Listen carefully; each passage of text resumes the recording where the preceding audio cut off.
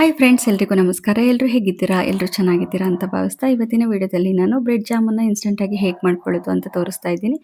ಅದಕ್ಕಿಂತ ಮುಂಚೆ ಯಾರೆಲ್ಲ ಇನ್ನೂ ನನ್ನ ಚಾನಲ್ನ ಸಬ್ಸ್ಕ್ರೈಬ್ ಮಾಡದೆ ನೋಡ್ತಿದ್ದೀರಾ, ದಯವಿಟ್ಟು ಚಾನಲ್ನ ಸಬ್ಸ್ಕ್ರೈಬ್ ಮಾಡ್ಕೊಳ್ಳಿ, ಸಪೋರ್ಟ್ ಮಾಡಿ. ಹಾಗೆ ಬೆಲ್ ಐಕಾನ್ ಕೂಡ ಕೊಡಿ, ನೆಕ್ಸ್ಟ್ ವಿಡಿಯೋ ನೋಟಿಫಿಕೇಶನ್ಗೋಸ್ಕರ ಅಂತ ಹೇಳ್ತಾ.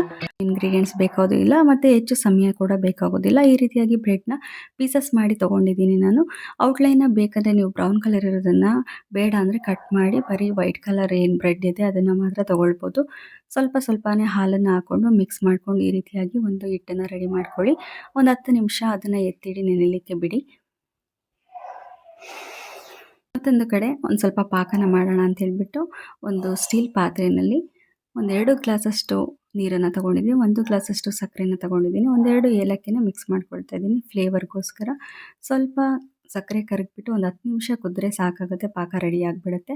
ಈಗ ಹಿಟ್ಟು ಕೂಡ ನೆಂದಿದೆ, ನೀವು ನೋಡ್ತಾ ಇರ್ಬೋದು ಎಷ್ಟು ಸಾಫ್ಟಾಗಿ ಬಂದಿದೆ ಅಂತ ಹೇಳ್ಬಿಟ್ಟು. ಈ ರೀತಿಯಾಗಿ ಪ್ರೆಸ್ ಮಾಡಿಕೊಂಡು ಮಾಡ್ಕೊಳ್ಳೋದ್ರಿಂದ ಒಳಗಡೆ ಒಡ್ಕೊಳ್ಳೋದಿಲ್ಲ, ಮೇಲ್ಗಡೆ ಶೀಲ್ ಬಿಡೋದಿಲ್ಲ, ಒಳಗಡೆನೂ ಕೂಡ ಬೇಗ ಬೇಯುತ್ತೆ.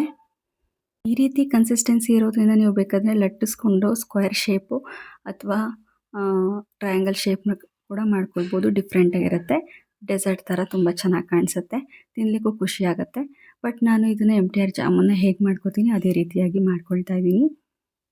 ಲೋ ಫ್ಲೇಮ್ನಲ್ಲೇ ಎಣ್ಣೆನ ಕಾಯಿಸ್ಕೊಂಡು ಬಿಸಿಯಾದ ನಂತರ ಈ ರೀತಿಯಾಗಿ ಹಾಕ್ಕೊಂಡು ಡೀಪ್ ಫ್ರೈನ ಮಾಡ್ಕೊಳ್ಳಿ. ಯಾಕಂದರೆ ಬ್ರೆಡ್ಡನ್ನು ಮೈದಾದಿಂದನೇ ಮಾಡೋದ್ರಿಂದ ಒಳಗಡೆ ಹಿಟ್ಟು ಬೇಯಲಿಲ್ಲ ಅಂದರೆ ತಿನ್ನಲಿಕ್ಕೆ ಚೆನ್ನಾಗಿ ಅನಿಸಲ್ಲ.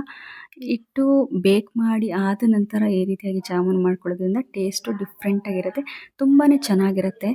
ತುಂಬ ಇಷ್ಟ ಆಯಿತು ನನಗಂತೂ. ನಾರ್ಮಲ್ MTR ಜಾಮೂನ್ಗಿಂತ ಇದು ತುಂಬಾ ಚೆನ್ನಾಗಿ ಅನಿಸುತ್ತೆ. ಇನ್ಸ್ಟೆಂಟಾಗಿ ಕೂಡ ನೀವು ಮಾಡ್ಕೊಳ್ಬೋದು. ಯಾರಾದರೂ ಸಡನ್ನಾಗಿ ಯಾರಾದರೂ ಗೆಸ್ಟ್ ಬಂದರು ಅಂತ ಹೇಳಿದ್ರೆ ನೀವು ಆರಾಮಾಗಿ ಈ ರೀತಿಯಾಗಿ ಮಾಡ್ಕೊಳ್ಬೋದು. ಈಗ ಪಾಕ ಕಾದಿದೆ, ಆಗಿದೆ ಆಲ್ರೆಡಿ. ಬಿಸಿ ಇದ್ದಾಗಲೇ ನಾನು ಇದನ್ನು ಜಾಮೂನನ್ನು ಸೇರಿಸ್ಕೊಳ್ತಾ ಇದ್ದೀನಿ. ಬಿಸಿ ಇದ್ದಾಗಲೇ ಪಾಕ ಹಾಕೋದ್ರಿಂದ ಜಾಮೂನನ್ನು ಬೇಗ ಪಾಕನ ಹೀರ್ಕೊಳ್ಳುತ್ತೆ, ಉಬ್ಬುತ್ತೆ, ಬೇಗ ಕೂಡ ಆಗುತ್ತೆ. ಇನ್ಸ್ಟೆಂಟಾಗಿ ನೀವು ಸರ್ವ್ ಮಾಡ್ಕೊಳ್ಬೋದು. ಈ ರೀತಿಯಾಗಿ ನೀವು ಒಂದ್ಸಲ ಟ್ರೈ ಮಾಡಿ ಯಾವ ರೀತಿ ಇತ್ತು, ಟೇಸ್ಟು ಯಾವ ರೀತಿಯಾಗಿ ಬಂತು ಅಂತ ಹೇಳ್ಬಿಟ್ಟು ನನಗೆ ಕಮೆಂಟ್ ಮೂಲಕ ತಿಳಿಸಿ. ಈ ವಿಡಿಯೋ ನಿಮ್ಮೆಲ್ಲರಿಗೂ ಇಷ್ಟ ಆಗಿದೆ ಅಂತ ಭಾವಿಸ್ತೀನಿ.